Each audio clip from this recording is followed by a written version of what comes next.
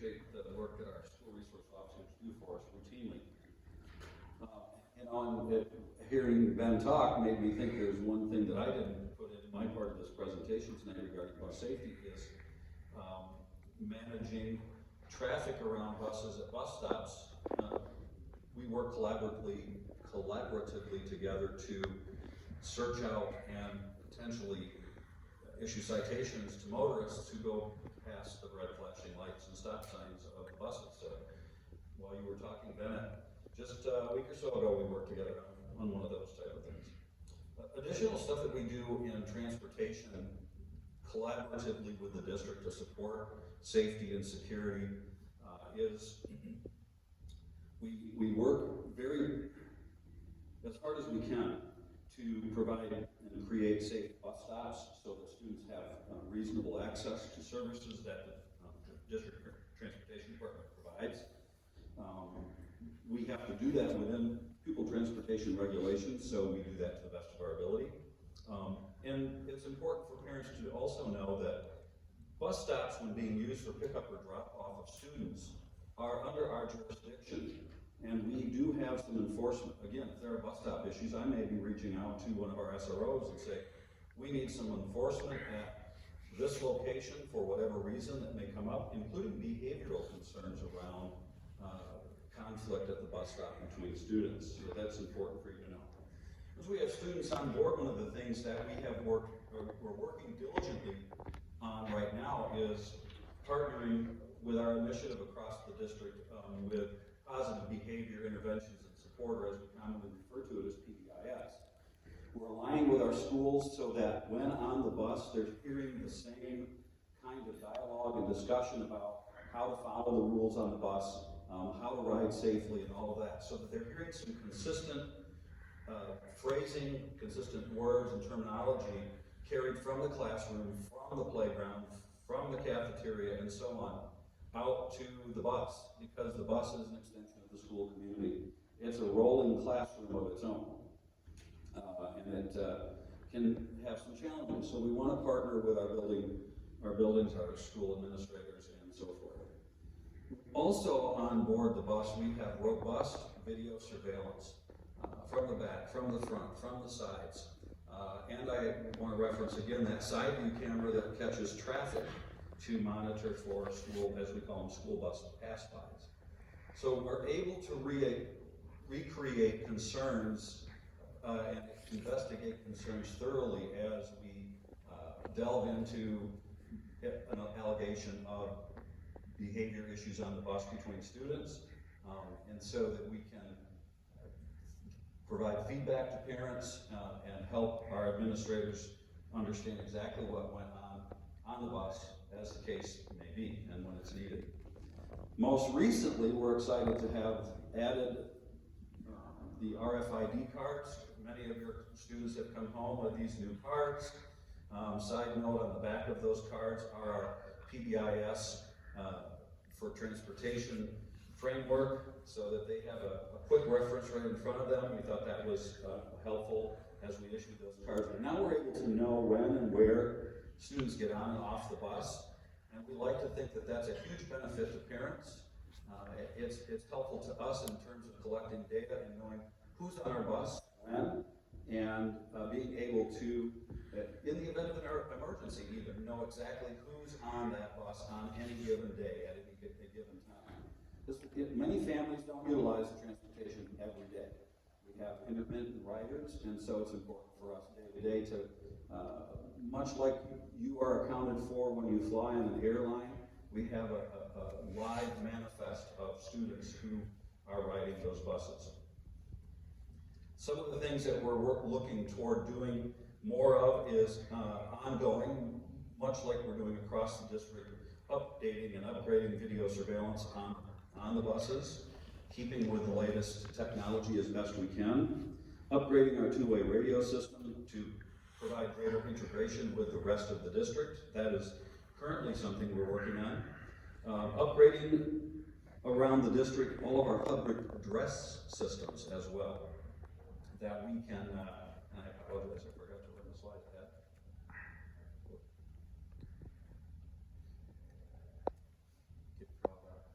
what's next? Is where I'm at. Upgrading our radios across the district, that is not just for transportation, that is across the district.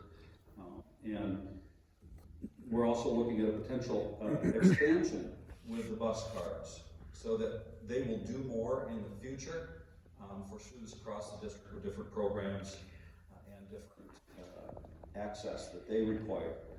It's likely that at some point we will all be wearing them, kids will all be wearing them and using them for multiple purposes, and we think that that's a great benefit to just know who's where and provide a convenient access for students to many of the programs that they use during the school day. I think that's all I have to cover. At this point, I'm going to turn it over to David Simpson, our principal at Northern Hills Middle School.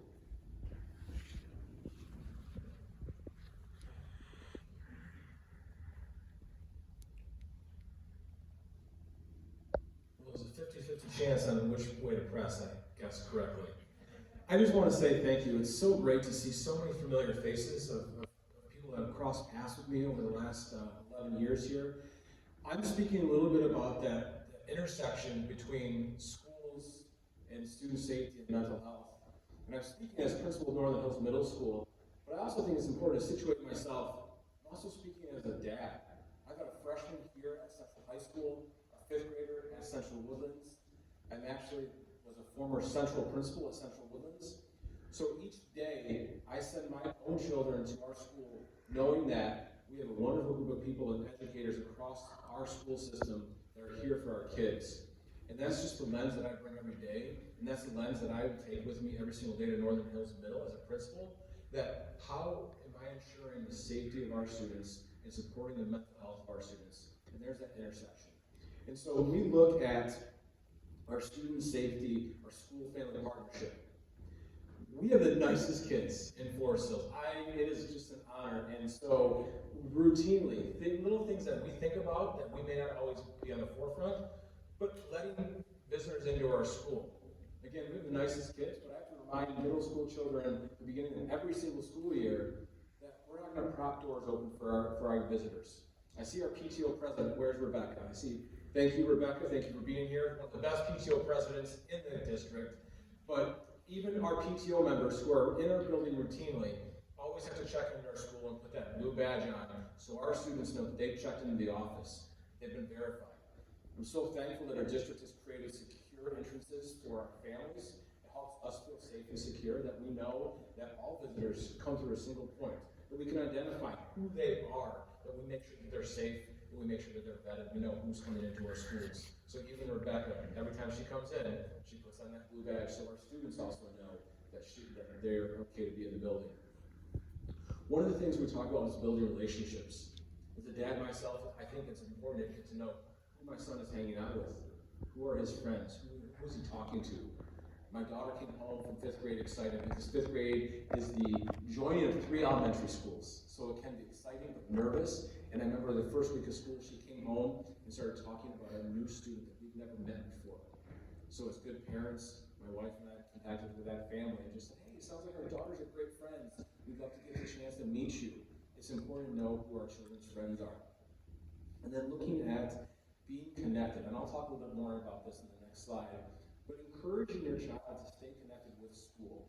Join activities, join sports, join art events, whatever clubs those schools offered. Girls on the Run was an experience that we had at Pine Ridge. It was one of the best experiences my daughter had at Pine Ridge. And I'm so thankful that we encouraged her to do that. Although I was a little slow on my 5K run with her, she got mad. So I'll have to work on that. But then something that I'm recognizing now as a dad of the first-time cell phone owner as a 9th grader, he was frustrated with me because he said everybody in the world had cell phones before him, but that's okay. I realize my role now is to make sure I stay connected with what my son is doing online, on social media, on gaming. Gaming is much different than when I was playing Super Mario Brothers on my 8-bit Nintendo growing up with my brother. And so I realized that gaming has opened up a world of connection with some people I don't even know sometimes. So I've really, as a dad, had to take that on and make sure I understand what things like Snapchat are. How does my son interact So encouraging to have those conversations, because again, when I collaborate and partner with families in our office, sometimes they're not even aware that their child had a social media account. I'm not saying social media is bad. I'm just saying it's important for us as adults to stay involved with that.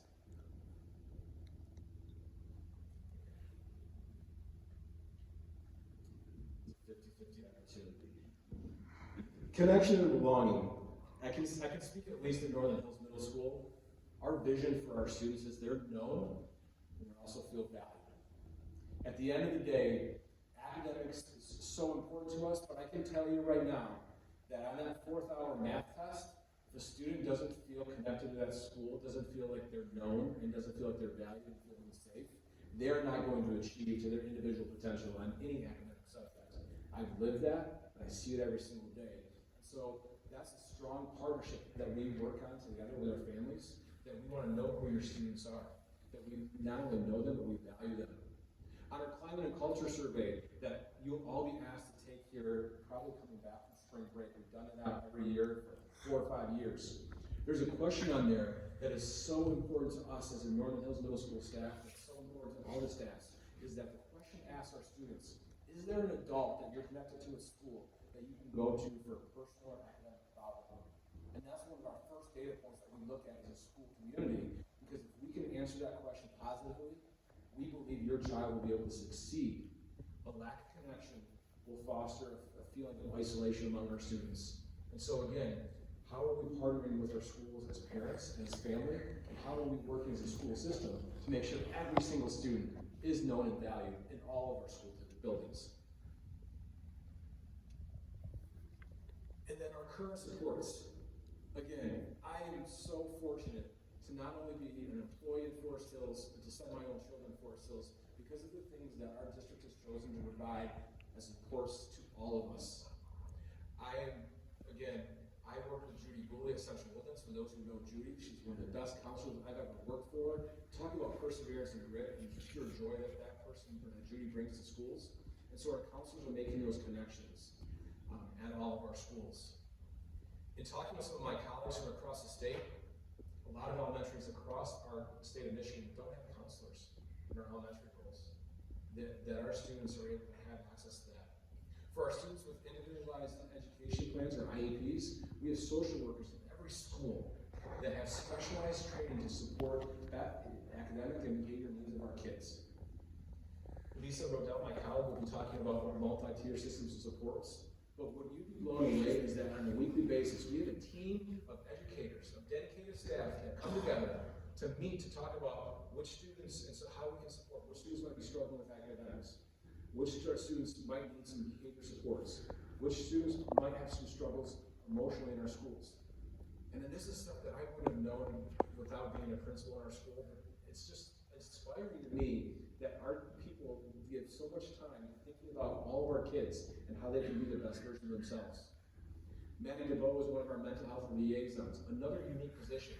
I share this role with some of my colleagues, and they keep going, you have what?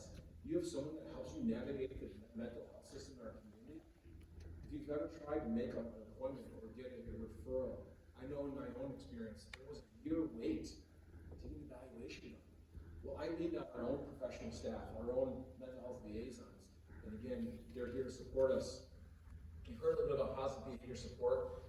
It's so inspiring when we're able to see and celebrate students and teach them those expected behaviors that we as a community in Forest Hills have provided input, and then recognize our kids when they're doing great things. That brings us joy every day as a dad, as a principal. Restorative practices. There's still accountability in schools, that doesn't go away. But how do we approach that? How do we repair the harm sometimes in schools? And then our OK to Stay program, which provides anonymous tips that students and families can provide to our schools. And we act on those every single time. The one message before I pass it on that I leave with you is if you hear something, if you see something, reach out to your child's school. And there's been a number of times when a parent has contacted us and said, I heard this conversation in the car, or I saw some text messages on my child's phone. I'm concerned that so-and-so might be in trouble. I just want you to know. Never assume that somebody else has reached out. And so I would love and encourage you to do that. And so now I'm going to turn over to my colleague, Lisa Rodell, principal at Nan Forest. And again, thank you so much for coming.